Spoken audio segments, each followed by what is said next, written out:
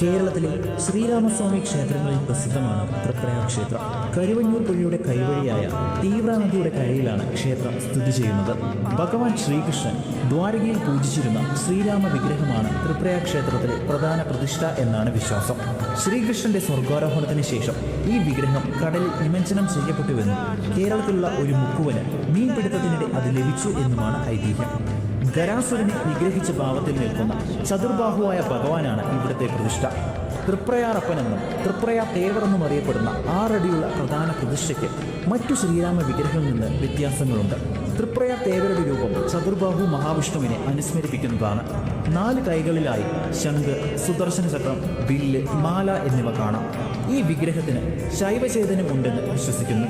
വിഗ്രഹത്തിന്റെ ഒരു കൈയിൽ കാണുന്ന മാല ബ്രഹ്മചൈതന്യത്തെ സൂചിപ്പിക്കുന്നു. ആ അർത്ഥത്തിൽ ത്രിമൂർത്തി ഭാവത്തിന്റെ ഒരു പ്രതീകം കൂടിയാണ് തൃപ്രയാർ തേവർ.